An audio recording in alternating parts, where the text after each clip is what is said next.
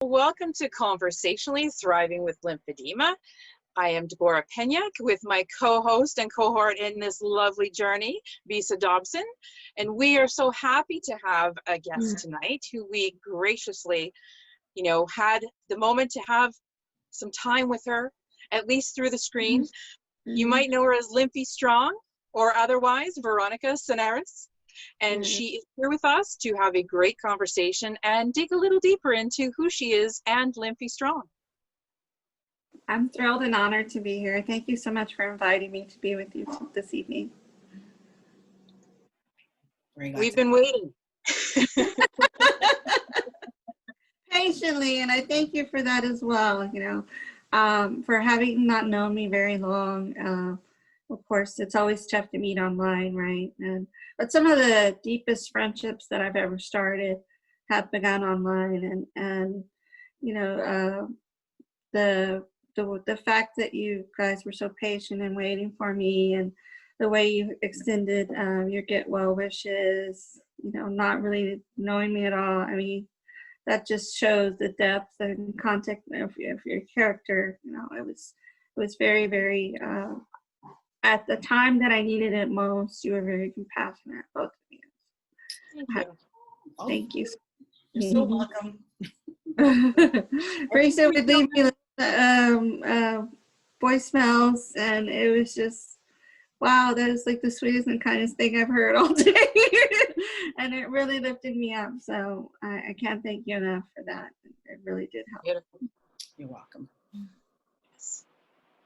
All right, Bisa, do you want to lead us off? Oh, yes, indeed. So for the sake of our listeners and our audience who don't really know you well and don't know much about the type of lymphedema you have, could you tell us a little bit more about lymphedema dyskinesis syndrome? I'm so glad I said that right in one go.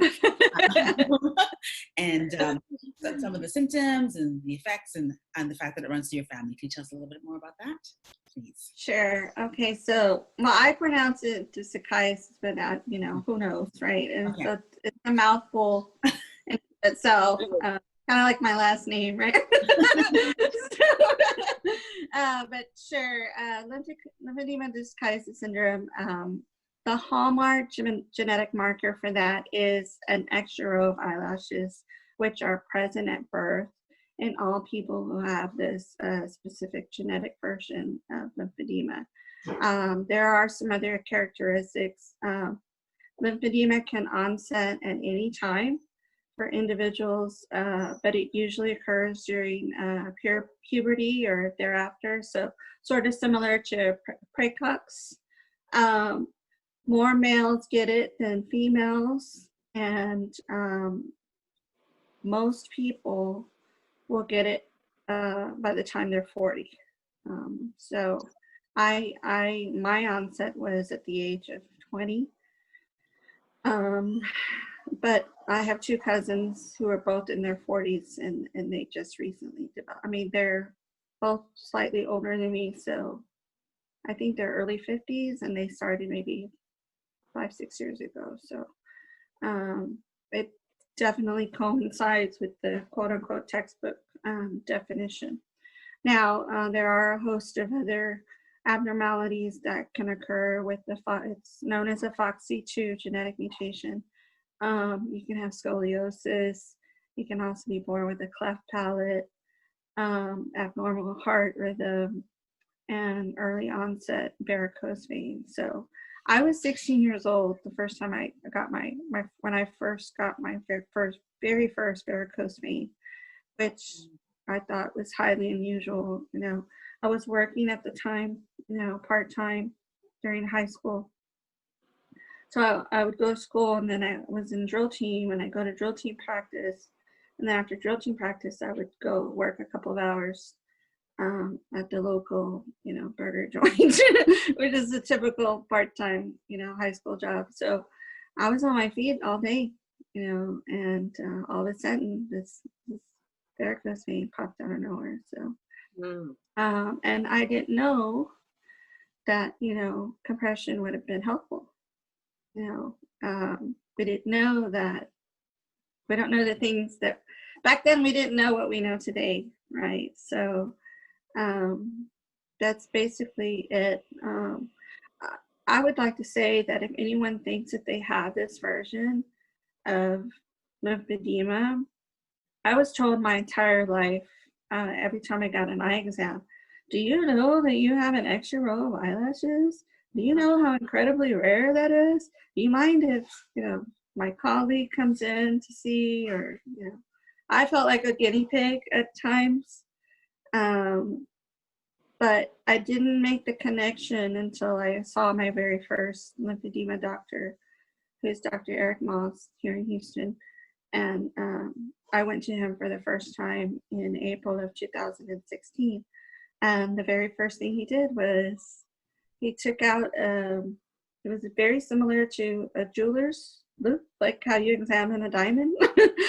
And he pulled it out, and I don't know, for whatever reason, I got very nervous because he was coming towards my face and he said, I'm going to check your eyes. And like in my head, I was thinking, why are you checking my eyes? I have lymphedema in my legs. It's not, in my face.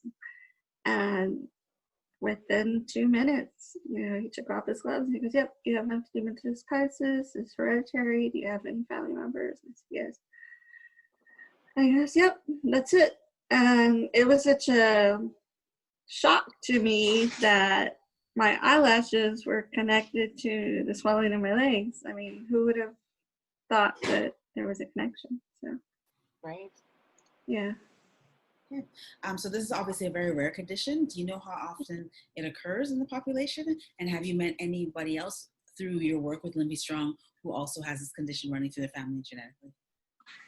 I don't know how often it occurs in the population. I do know that it's one of 19 genetic forms of currently listed hereditary forms of lymphedema. Oh. And they just recently had a breakthrough this week with a novel gene that was identified. So things are changing all the time. I have members in the Lymphie Strong community.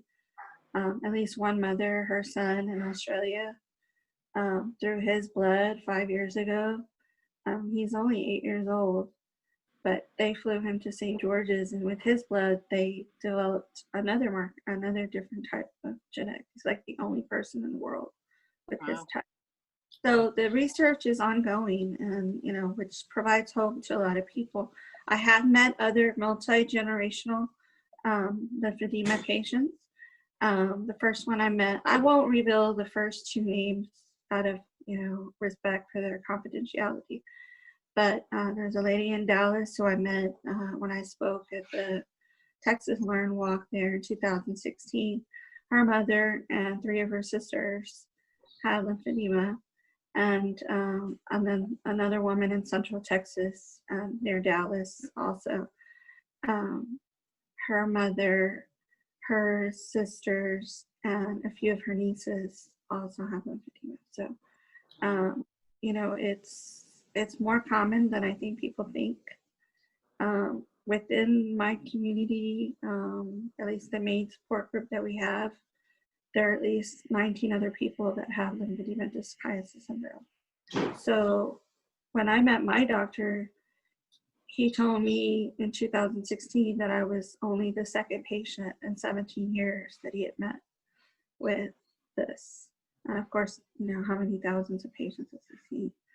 And within my group online, there's 19. So still a very small number in comparison to secondary and other types. But there are definitely people out there with this form, and multi-generational as well. Oh, the third person is, she's a fellow Canadian, Karen Bellows Bina, who is, she's a Jobs Canada ambassador. Okay.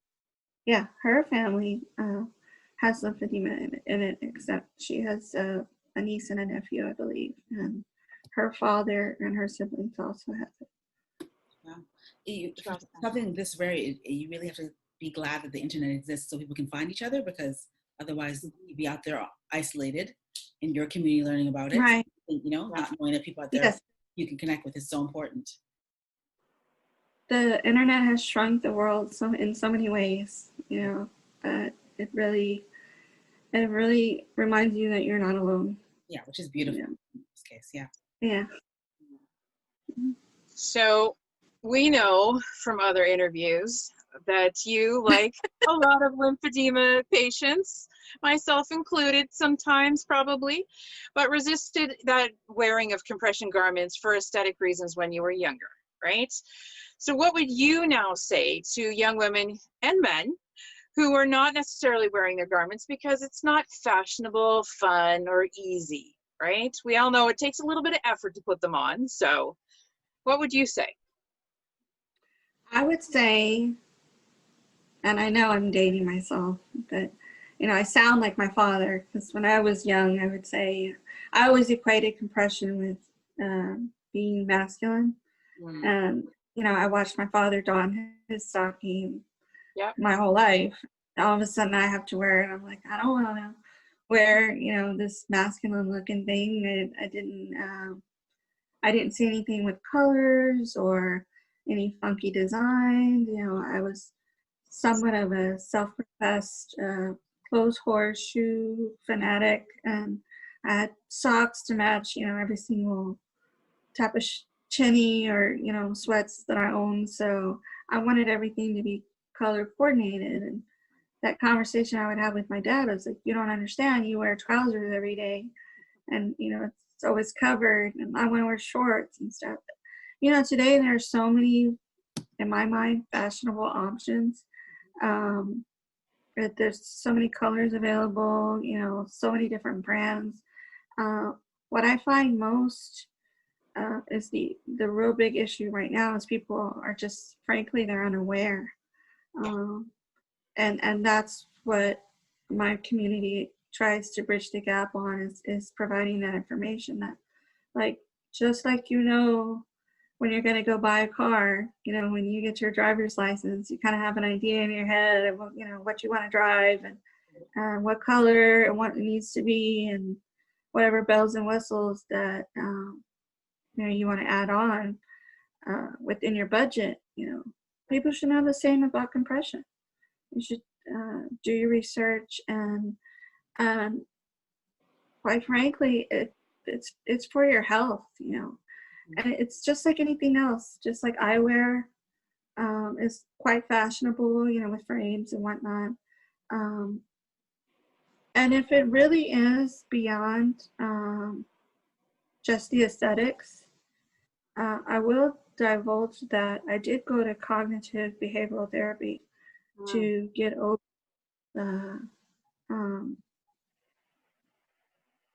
for me, it was traumatic because, you know, I witnessed my dad have all of these bouts of cellulitis and septic 3 times and ICU. And so that's what that stocking meant to me psychologically.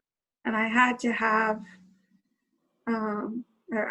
therapy to process, to peel back those layers and find out why I was so resistant. And what we discovered is that I had associated compression with trauma in my life.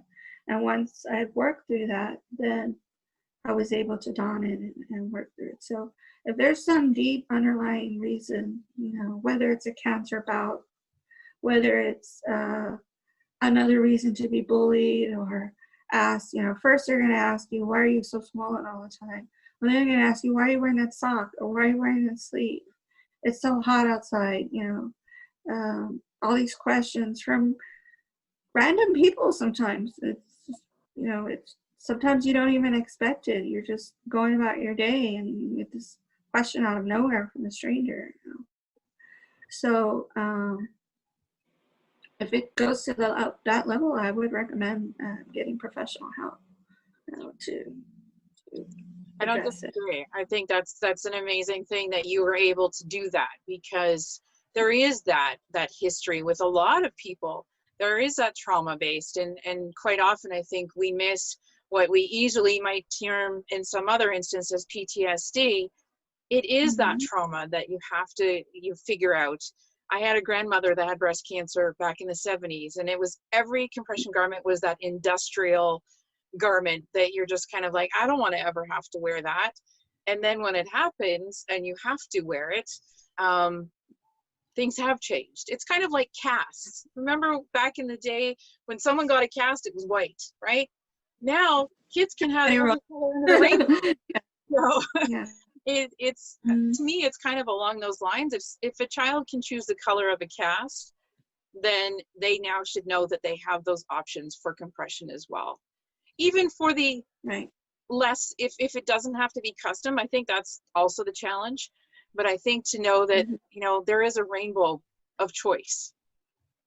Right. And doctors and practitioners need to be able to share that with us too. Yeah. It was a bit daunting, right? When you're a kid, you're like, I don't want any of that. But if you can show something, I think that makes it that much easier. And we have much more images, you know, there's a lot more images out there of us wearing our garments, making it fashionable. Instagram is a really great place to see other people with garments and compression and using them fashionably, and even in sports situations and whatnot. Instagram is just so diverse, and you know, people are happy and they're thriving and they're living life. You know, I think Lisa and I would agree too that our last, you know, feature, our Thriver, you know, we've got a young girl who is a fashionista, a Lymphie fashionista. We thought that was really amazing. I think, you know, to see a young girl who's taking charge of it and taking ownership of it, that I think will help a lot of other young girls. Absolutely. Absolutely. All it takes is one person to step forward. Absolutely. All right. So in a past interview, I listened to your interview with Lymphlogic that happened in early July, and you talked about having 2 chips on your shoulder. One is about them poo-pooing your mild symptoms and don't worry, Veronica, it's going to be all good for the rest of your life. And the second one was around the first place you went to for treatment, I guess it was where they were a little half-assed, not quite as thorough as it needed to be to make sure you took care of yourself, and that ended up with a lot of problems for you, and you ended up with bilateral lymphedema, in part because of the lack of knowledge they didn't share with you, all the knowledge you didn't share, or maybe didn't even know to share. So I can imagine if that happened to me, I'd be angry and sad and losing my mind for a minute. And it seems now you are in a place where you're talking about it very comfortably and you're open and you're smiling right now. And so I just want to know what you did to work through all that, because there must have been a lot of anger and disappointment around that. And you've come to a really beautiful place where you're helping others. So what did you do to help yourself move through the anger, the grief, whatever you felt about those 2 particular situations in life? Well, I think that, you know, this was one of the best questions that you asked, because I feel like it's so loaded with so much emotion, and because it's very difficult to rewind, you know, 5 years, go back to, well, even 2014 when I first learned that I had access to treatment, you know, to quality treatment. My gynecologist, of all people, who had known me since 1998, you know, I went for my annual and he saw my legs, and he obviously knew the difference from 20 years ago up until that point, and he saw the swelling and he was like, what is going on, you know? And I just bursted into tears because I didn't want to go back to that clinic. And I didn't think that I had no hope. And he calmed me down and he had me stay, you know, in the his waiting room. And I bring this up because of Deborah. He got on the phone with one of his colleagues and he said, I have a patient that has hereditary lymphedema and she needs treatment. And he said, wait.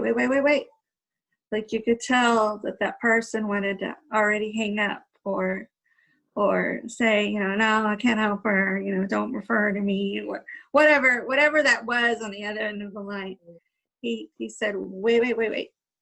before you say anything, if she had BCRL, where would you send her? And that opened the door. Okay, so that was the first part that at the time I didn't know, that, you know, one community can lead the gateway or the bridge to another. Right. The research, the medical findings, we're all connected in one way or another. So once I saw, you know, once I realized that my lymphedema, you know, the rehabilitation center that I go to is a mere 2.5 miles from my house. This entire time, for 20 years, I've lived here, and it was there this entire time. So I went from that to, you know, here, and I want to read you a quote, because I'm not sure if you're familiar with this, but this was a very pivotal. Reading this book was a pivot point in my life. And I'm just going to read this quote. It's from Let's Talk Lymphedema. It's written by Professor Peter Mortimer and Gemma Lymphie. I don't know if either of you have read it. Which one was, yeah. Okay, so Bill repeats, he says, change occurs when an empowered critical mass of people demand it. This doesn't occur if patients are kept from bonding with one another because their disease is going undiagnosed or isn't given a name. This doesn't occur if the medical practitioners convince patients that their suffering isn't worthy of society's attentions. Patients need to come forward and decry the perverse notion that they should stay invisible or in the shadow of their disease. For patients to rise up, they need hope. And something about reading that just clicked.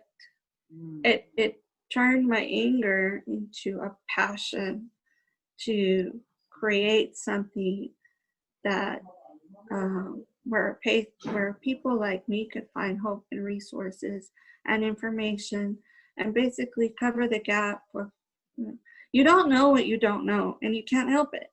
I mean, nobody can, you know. And I'm not mad at that doctor anymore, and I'm not mad at that therapist that denied me. Maybe at the time there were different standards of care in place that they had to adhere to. Maybe there was an insurance requirement. Maybe there was something else that was a barrier. That's not a barrier, you know, that wasn't a barrier in 2014. So I'm not mad at that anymore. I've sort of just let it go, because I felt that, knowing what I knew now, if I didn't pay it forward, if I didn't do something about it, then I wasn't any better than that therapist who denied me, you know, back that treatment. So I think the best thing you can do is pay it forward.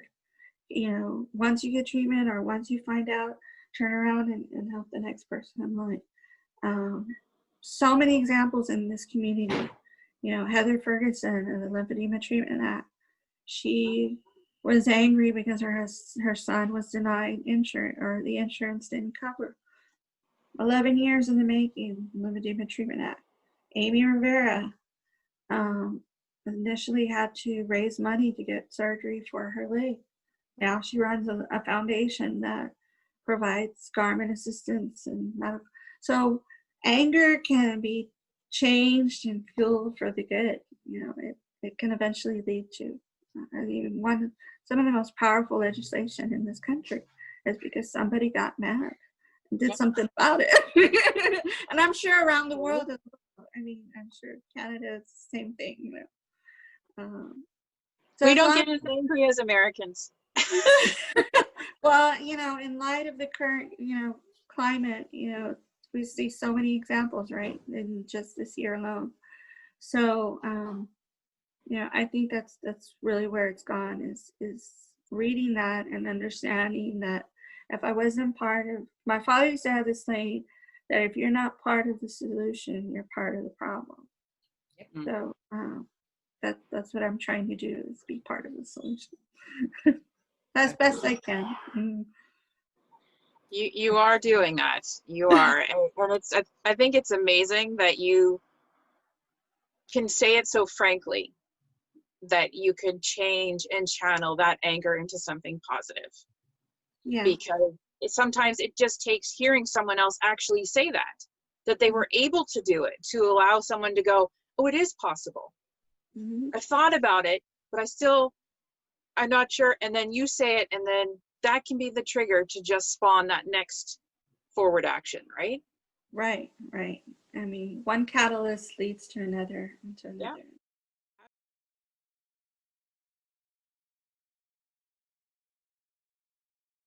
So your journey with lymphedema is really long and all over the place with so many things. You've mentioned growing up with your dad in and out of hospital, fighting cellulitis, which I unfortunately now have experienced this year myself.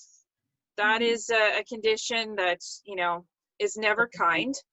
A condition that had no name, bilateral lymphedema yourself, and then starting your blog, Lymphie Strong. What would you say are the main things that you've learned about yourself and what you're capable of while living with lymphedema? I had to think hard about that question. I think it falls back to what I've said over, and I've written in my blog before, and I say it from time to time to the community. You're braver and you're stronger than you could ever imagine. You know, you don't know how strong you have to be until you have no other choice. You know, it's literally, you know, I've been down on the floor crying, and I've thrown things, and I've just, you know, had to process it, right? The fact that, you know, I couldn't wear shoes, or 2 years ago, I had my first bout of cellulitis was when I was 10. And 2 years ago, I had my second bout. But yeah, I would say you're braver. I'm braver and I'm stronger than I ever thought possible. I am a survivor. I am resourceful. I am capable.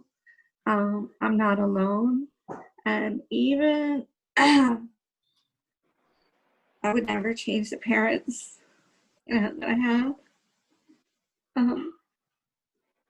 And even more recently, it's been just overwhelmingly evident that I'm surrounded by the most amazing community of friends. I mean, the outpouring of support and their prayers and their well wishes, just, they're so diverse, and they're from around the world. I honestly feel like if I was scooped up and dropped in any city in the world, that I would find a Lymphie that would help me. You know, I would just blast a little message on Facebook, I'm here, can somebody come pick me up? And I honestly believe somebody would. You know, I really have faith in this community. So the other part is, you know, I spent 20 years in corporate America working for big banks and big oil and gas. And this journey, this job that I have now, and working in Lymphie Strong full time, is one of the most intrinsically rewarding things that I have ever done. And I only regret that I didn't start it sooner. It's tough. It's tough. You know, I've made a lot of sacrifices to make it work. But when I see someone succeed at achieving whatever they need to achieve, whether it's fitting into shoes or learning how to wrap themselves, or they finally had that surgery, that LVA, or whatever it was, you know, and they're successful, it just makes me so happy. It honestly brings me immense joy in my heart. It's beautiful. Mm-hmm. So great, all the feels. I know, like, I'm glad I have glasses on.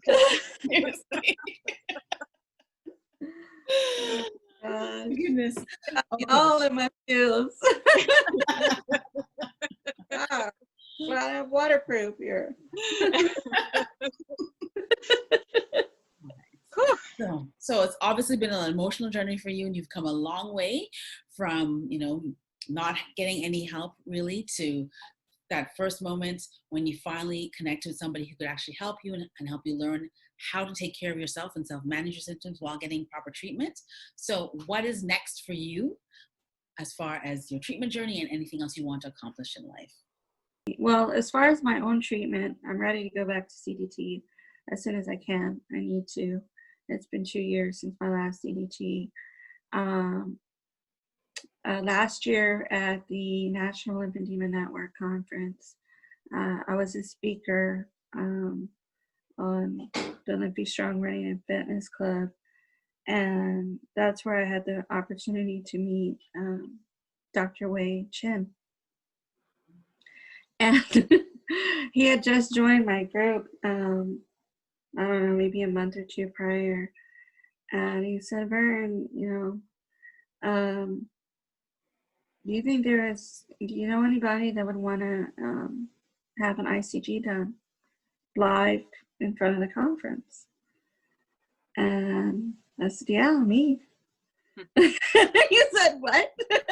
I said, me, I'll do it. I'll be a guinea pig. And, or I volunteer myself. And he's, are you sure?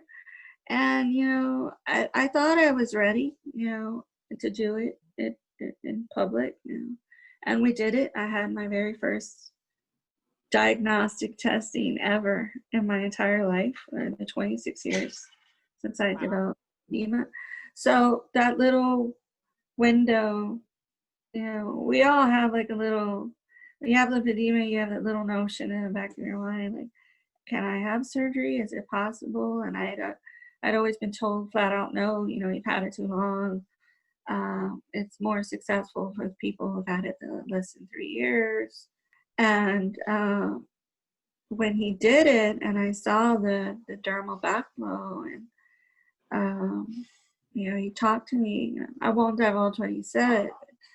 It really gave me hope with trying to figure out whether or not it would be possible, even at my age, and as long as I've had it. So that's something that I want to explore. And I've never said that to anyone. You're the first lady that said, but do want to explore that. Exclusive, whatever. I really do have hope that there's something that can be done for me. Now I know I don't have as much fibrosis as a lot of people, but that's okay. That maybe that makes it better. So I never had that hope before he did that test, and now it's something that I'm seriously contemplating or exploring further when I have the opportunity. And then I also want to expand Lymphie Strong. Where I've got this fitness challenge thing that is fairly mature now. I also want to do an adult camp for people around the world, or in the U.S., to come together and have sort of a retreat, so to speak. I build retreats for a living, where we would get together and do things, whether it's canoeing or whatever people do at camp, make s'mores, and then have breakout sessions in a recreational environment, not a conference center or clinical, setting. I'd like for it to be a camp, like a summer camp. Well, maybe fall camp, so it's not that hot. But I have so many ideas, swimming around. But that's a main one that's kind of sitting in my heart. That's amazing, though, because I think we see the stuff that's being done for the kids, which is amazing. But I think as adults, we also need to have that time. We need to be around others that are like us, hear people's stories, and it not be that conference setting, because your expectations for conference are so much, you're trying to learn so much, you're never really even getting a chance to play. Mm-hmm.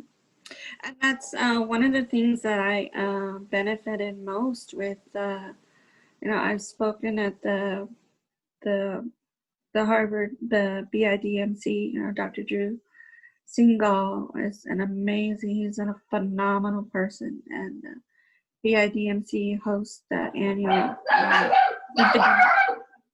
conference, and the best part of that is seeing my fellow learn members and chairs and meeting other patients, and just sitting outside and having a conversation about it. Always, topics that we don't get to talk about with other people, whether it's pain or whether it's surgery or whether it's compression. So I would like to do something like that at a recreational level.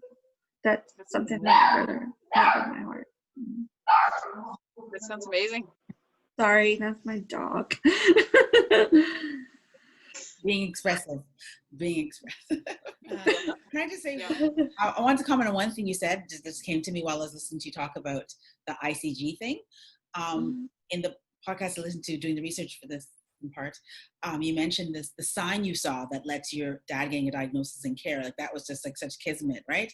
And then you went to a gynecologist and he noticed what's wrong, and you cried, and he thought at that time way outside the box, and so sent it to the people who treat breast cancer patients. And that, again, a bit of kismet, and then this man, Dr. Wei Chen, asked you, and he happened to ask you, not somebody else first, and boom, like just, yes, it's not been the most fabulous journey, it's very, very long, but it seems like in key moments, some really magical things kind of opened up and happened for you, which is really beautiful. Like that just really struck me. You mentioned wow, when you say it like that, it does. And it's opened the world of possibility that surgery could happen for you, right? Like, just, that's crazy to me. Yeah. It's not like that billboard sign. Yeah. If I hadn't taken that job, I almost took a job in San Antonio. I was between a job in San Antonio and a job here in Houston. And if I hadn't taken this job here in Houston, life would have been different. Deborah, do you know this story? Yeah. Yeah, like when have you seen a sign that says you might have lymphedema anywhere in the world? Like, never. Not even today. Like, how did that happen? I can tell you though, you're more likely to find it in the United States than you are up in Canada, because we are so hidden with our lymphedema up here. Yeah. It's frightening, which is why we're doing what we're doing, because we're so underrepresented. And especially with us being both sides of it, primary and secondary, we can speak to both. We can really identify with people that are just out there in the cosmos, if you will, of Canada. And while we have different associations set up, there isn't anything really, a continuum across Canada like you guys have in the States with Learn, and what you do, especially having the viability of the internet, you are no longer just in the Americas. You are outside of that. We're lucky we're starting to experience that as well, that we have people that are listening to us for valid reasons that are from all over the world. Yes. And that's the amazing things that we have. No, sometimes I do get frustrated, and sometimes I do get emotionally attached, and of course, we're all human and whatnot, and but when I think about quitting, or I think about like, oh, this is too hard, I need to find something else.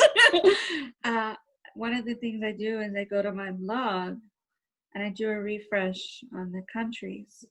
So when I first started, I think it was like 15, and then I grew to 100, and then it was 110, and then I think the time I checked, it was like 165 different countries from around the world that have hit my site.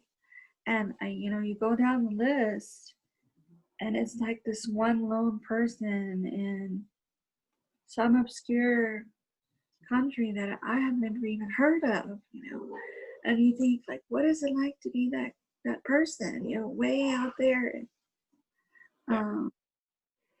looking for answers, and it just boggles my mind. The billboard, I got to be the billboard, Right. You have to be the billboard or the lighthouse, to shine the light that yes, there is his help. And, you know, we're trying. There are people that are trying to make a difference and change the world. Well, you are making a difference. And so are you. You Right, quite. So glad you both are doing this. Well, and I've been very impressed with all the Thriver posts, and it's just amazing how you've gathered, you know, all of the advocates the way you have, and are sharing different tidbits or information. I really, and that's part of why I agreed to do this, because I think it needs more awareness. I want to share it in my group and on my blog, so that those countries, those 160 countries, know that you two in Canada are doing, having these conversations and providing resources as well, so that, you know, if they stumble upon it and there's something that you can help them with, then by all means, they can connect with you. we appreciate that so much. I think, you know, when we first started this, we always say, like, we met by happenstance, right? Oh, you did? Going to get eyeglasses and get an eye check, and here we are now, right? And I think it's one of those things that there is a purpose to that. And I always think that there are purposeful meetings and in conversations that we have. And, you know, I knew about Lymphie Strong before we started this. So you were already locked in my head, because I'm very proactive, but I know there's lots of people that aren't. So you've alluded to Lymphie Strong, and that you've got tons of great information there. Can you share a bit about the blog and the support groups that you've got, and what somebody who's absolutely new might find once they join a Facebook group or sign up for the newsletter? What will they get? What will they expect once they've joined? Okay, so when I started the blog was originally used to kind of share my story, because the way I got started was I reduced my legs. You know, I reversed it from like stage 1 back down to stage 0, and I was able to fit into shoes. And so many people asked me over and over, you know, how did you do it? So I said, well, I have to have a portable means, you know, sharing this information. And so I did the blog with the blessing of my dad and whatnot. Now the blog is really a launching pad into the online community on Facebook, because lymphedema is bigger than me, it's bigger than you, it's bigger than the three of us. It's a worldwide, global problem that affects like 250 million people, right? And I'm just one person. And so I invite people to join our online support communities. We have 3 groups that are aligned to the pillars of complete decongestive therapy, or also known as CDT. So in our main support group, which is Lymphie Strong Support, otherwise known as the official Lymphie Strong Inspiration Group, we discuss things like wrapping, compression, surgery, day-to-day symptoms, flare-ups, pain, what's it like to be pregnant with lymphedema, this really about the symptoms of it and managing it on a day-to-day basis. Skincare, you know, all of that is there. Then we have the second tier, which is about exercise, and it's called Lymphie Strong Fitness, the Fitness and Running Club. When I first asked if that one doctor if I could work out with bilateral lymphedema, he laughed in my face. And he said that I needed to stick with brisk walking and just forget about any pipe dreams about doing anything, you know, beyond that. And it absolutely crushed my spirit.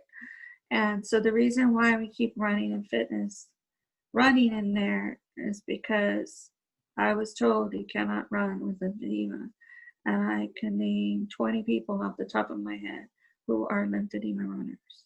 So it's, you know, it's really a testament to how so many people have overcome overwhelmingly, I mean, obstacles against all odds to exercise and find their, it's not just running. It's, I mean, there's people who ski with lower extremity lymphedema, people who golf with upper extremity. There's like anything you say that a person with lymphedema can't do, I will show you a person who does it. You know, they defy the odds every single day. So that's what our fitness group is about. And then we have our newly food group called the Lymphie Strong Cafe. And we're not the food police. We're not here to tell you that you need to get on a diet, where you don't eat another person that's going to tell you that you need to lose weight. If a person is above their ideal size, they know it. They've been told by their family, their doctor, everybody else. That's not what the cafe is about. The cafe is about, a lot of people don't understand that there is a food connection to inflammation and swelling. One of the questions that I used to have in joining that group was, what is your favorite food? And I would get brownies, pizza, cheeseburgers, fried chicken. And I would say, perfect. This is the exact person that we need to get into the group, so that they understand that, yes, with fried food and things that are not ideal processed, there is inflammation involved. And they need to know that. So whether they decide to do keto, or whether they decide to be paleo or gluten-free, whatever mechanism they choose to adhere to, or protocol they choose to adhere to, that's between them and their doctor. But our group is there for support and to ask questions. Say, oh, has anybody tried intermittent fasting? Yep, I have. Or, yeah, I tried it, it didn't work for me.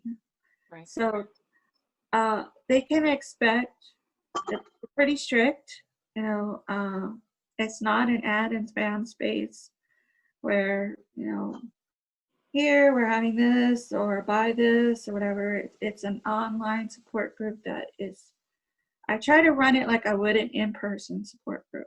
So if we were all in an in-person support meeting, you would think it would be really rude if somebody just barged in the door and said, here, do you want to hear about this flyer? Blah, blah, blah. Do you want to buy this? Do you want to? No, we're there to discuss lymphedema support, ideally with a speaker. So I'm fairly strict with the groups when it comes to that. Another thing that we discuss is things like cellulitis. We don't give medical advice. We can't give medical advice whatsoever. But again, we get new members all the time who've never had a cellulitis bout in their life. And they're scared and they don't know what to do. And sometimes they don't know if they should go to the ER or ED, They don't know, what a rash looks like. So we're there for that support too. And so the most important thing about my groups is I want people to understand that any success is worth celebrating. I don't care if you reduced as 1 centimeter, or if you finally got that job you wanted, and you hadn't worked because your swelling was unmanageable for a while, or maybe you were on disability for a while, you were able to get back on, or maybe you had more pain-free days and you were in pain. Any success whatsoever is worth celebrating. It's not bragging, it's not boasting, it's about finally letting it out to people who understand the struggle and somewhat of what you've been through. I mean, only we know what we've actually been through in our lives, but to share, oh man, I finally got into shoes, or I finally got into that sweater, my favorite sweater that I hadn't worn in, since last year. Those kinds of victories, there's only a certain group of people that would understand, and that's the community. True. Well, it's amazing that you have that diversity now for people as well, so that they don't feel like if they're in just one, that they won't get heard because it's only dealing with something. Now they've got that variety. They can really pick and choose what they want to be engaged with, and how they can also listen and see what other people are going through to maybe normalize what they're going through, right? Yeah, and I separate it because I find that there's a group of people sometimes who exercise to manage the lymphedema, and they're very happy doing it that way. And they don't want to necessarily know all about the other stuff because they're comfortable in their knowledge of wrapping and all that other stuff. There's people who stay in the main group because they have no interest whatsoever in the other two. And then there's some who manage their lymphedema with diet alone. And they could care less to exercise. They do it mainly with food. So, you don't want to weed through a lot of, in my mind, we try to streamline it as much as possible so that people, I also always say, you always want to surround yourself with positive, like-minded people. So if you're with a group of people who are focusing on diet and, you manage your lymphedema with diet, then you're in the right place. You don't have to join those other two groups if you don't want to. Yeah. Thank you so much for your time. It was a great interview. All the fields, all the way. Yeah. Wonderful evening. Thank you so much. Both of you are amazing.